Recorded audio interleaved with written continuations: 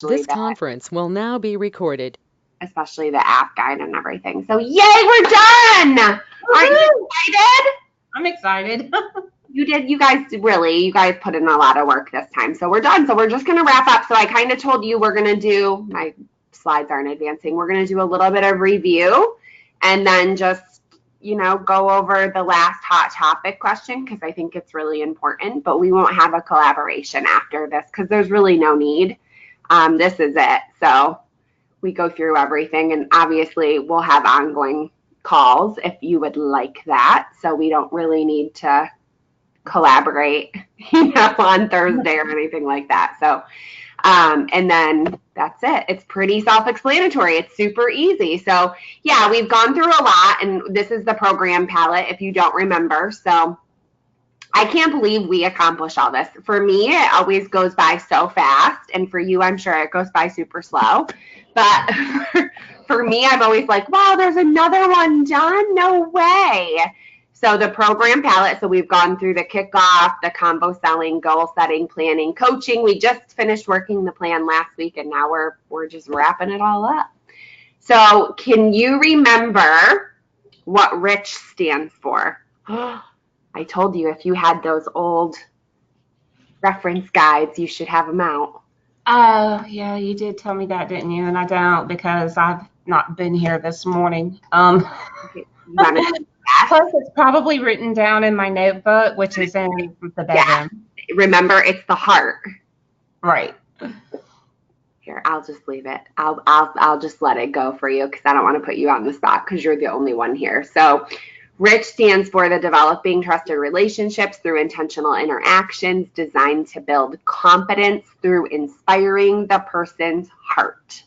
So that's what the acronym is for. So do you remember the steps to grow? All of it is going to be reviewing. So the GROW model was what we used in conversational selling, and then we briefly went over it again when we did coaching. Right. So I'll give you a hint, and maybe it'll spark it. So getting to know the person and their needs, and then what do we do next? Just I have this all somewhere. Let me find it. I know you do know because it's in all the reference guides. It shows you. Yes, I know. I just am like going, what? My slides aren't. Recommending the right solution, offering relatable stories that demonstrate your belief, and then working to establish next steps. And then I just pulled up the slide. Oh, you found it? Okay. Yeah. And then this one is the 4 major success competencies. This is what we did in planning, and it was the triangle. So you had to remember we had to go through the competencies in each section, and we did the little quadrants. Yeah. What you needed help on, what your opportunities were, and it was like a triangle. Yeah. And I'm pretty sure I saved that one. I just don't know why I can't find it.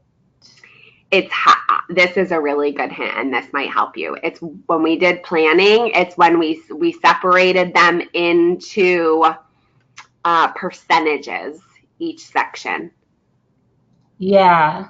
You're like, I don't know. Okay. I do know because it's in planning. Okay, yes, found it. So plan is one of them. Sell, which is selling products and opportunities. Manage, and then lead. Right. Remember we put like 10, 20, 20, whatever, and it equaled 100%. Yeah. All right, here's a good one. I think you can get this one. I really do. So what skill is most important in coaching and in selling? A skill. A skill? In coaching. Really? Okay, I obviously have not had enough coffee this morning. I'm already on water. I had so much coffee. My husband took Peyton to school this morning, so I got to sleep in for a little bit. And yeah. So the most important skill I would think definitely would. Jess, what is wrong with me? Guess. If you're wrong, you're wrong. It's okay. I want to say time management, but I know that's wrong. Coaching. So if you're coaching somebody, what do you need to do in order to coach them? Get their permission. Mm-hmm. Get their permission. Yep. And then what do you do next? So that's the first step. Build their trust. Yeah. How do you build their trust? Well, you have to be there for them. You have to be engaging and ask questions. Open-ended questions. There you go. Yeah, you said it all. You just didn't say exactly what this says, but you said it. Yeah, right. Absolutely. I knew it was in here somewhere. I'm still on top one.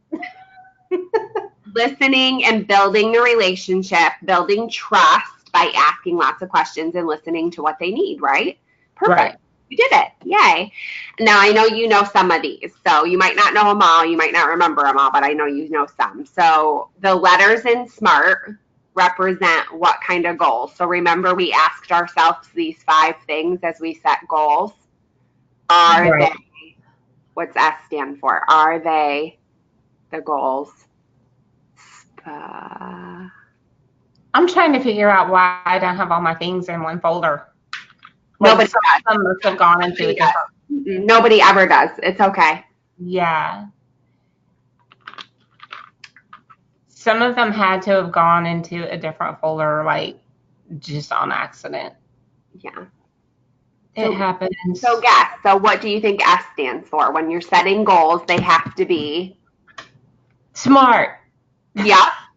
They have to be smart. So what's the S stand for? You're killing me this morning. Yeah, you got to get your thinking cap on. I know. You have to be specific. And what's the M stand for? You have to be able to manage me. Measurable. So we have to make sure that when we set a goal that after it's super uber specific that we can make sure we got there by making sure that it's measurable. Right. And we don't want it to be too hard. So the A stands for attainable. We want it to be good. And then the R is making sure that it's relevant. That's a hard one. And then the T. I wanted to say like real, but yeah, it's kind of the same thing. It's kind of the same thing. Yeah. And then the T stands for a big one for you. The time. Yep. Time. Yep. Time bound. So setting a specific time that we're going to achieve that goal. Yes. So when are we going to achieve it by? So these are the big ones. This is a good one, I think, too, when you're coaching your team, that you can continue to ask them. Because what we find a lot, and you guys all did it too when we went through goal setting, but what we find a lot is that it's a very broad goal. And they're just saying, oh, I want to be President's Club by the end of the year. No, I want to make sure that I sell $12,000 by campaign 26. Right? And I'm going to do that by breaking it down per campaign. So what is that per campaign? Does that make sense? It's a lot more like broken down, super uber specific. We set a time, right? Right. Good. Okay. Perfect. So you got this, and I know you freaked out because you're like, I don't have time to do this. That's okay, because you didn't have No worries. Just next time we talk, if you can get it to me before that, just in case I have any questions. We may not even go over it at all when we talk next time, because I might not have any questions. It might be like really self-explanatory. I get it. We're good. But I do like you to complete it just to kind of reflect on what you've learned over the last 13 weeks. So the reason why I put this on here, and this wasn't here this morning, but I always just say it, and I want to make sure you see it. That bottom part of the first page, it goes back to when we did the kickoff. and you guys Right. did little X's in each one of the competencies. Well, you can't do an X anymore. You actually need to write if you went from, so you'll have to pull out the first one you did and see if you went from, let's just say you felt inconsistent in one of the competencies, and maybe now you feel consistent. So you would write like an IC in what you did from the beginning, and now you're a C for consistent. Okay. So I just kind of made a little grid of what you can write in there, because you can't write an X. It doesn't make sense. So you're either going to be hopefully what we want to see is that you've improved, right? Right. You feel better about a specific competency, but be very honest. I mean, if you put challenge at the beginning and you're still challenged in it, that's okay. That's okay, but those may be areas then that we really want to spend some time on when we do continued coaching. Okay. Okay. Do you understand this? The other stuff's just questions. Yeah. So it's easy. That's the only part on here that I think is a little odd. So this is supposed to be the hot topic question if we were to do a collaboration, but we're not going to. So we're going to answer it today. And it might be on the application guide too. But so this is a good one for you too, because you really struggled with that time management piece. So now you've got this time back, right? And if you truly think about it, it's 3 dedicated hours every 2 weeks that you were spending on this program. Right. It's actually more than that, right? Because we had some different call to actions. We had some goals that you set. We had you filling out the application guide, which sometimes we know took an hour or 2 for you guys. So think about now, let's just say it's 3 or 4, it's at least 4 hours, right? Every 2 weeks. What are you going to do now with that time that you have back? Probably try to work with some of the members on my team more. I have some that I can tell are just kind of slipping. Okay. Not many, just a few. Yep. I have some that have never placed an order at all, and I've just kind of, I guess, have given up because, I've reached out to them so many times, and they're either going to do it or they're not. So I will continue to try to reach out to them, just maybe not quite so often, like maybe just every once in a while. But I'm really hoping to take some of that time and move the majority of my work schedule to where it's done before Peyton gets out of school. That way I can spend more time with her. Okay. If that makes any sense. Yep. So the things maybe that you were doing in the evening, you can now move into those 4 hours, as well as starting to maybe spend some time with a few more of your team members. Yeah. Okay. Good. Yeah. And we talked about those few people that, might be interested in leadership or that you really want to coach. So that might be an hour or 2, every 2 weeks that you can dedicate. And then you've got a few more hours left that you can shift some of that social media maybe that you're doing in the evening into the, into the morning hours. Good. Perfect. Good. Oops, I don't know what happened. It won't advance. Wait, it won't advance, and then it advances too fast. So as you plan out your future, think about how you can get the most out of what you have learned and the relationships that you've built throughout this program. So for you, you built a relationship with me. You haven't really built a relationship with anybody else. Well, we had a lot of change in the program this time for whatever reason. You did get to know Rhonda though, and I mean, the good thing you're going to get to today is since you completed the program today, I'm going to move you from the Facebook group that you're in into the alumni Facebook group. Woohoo!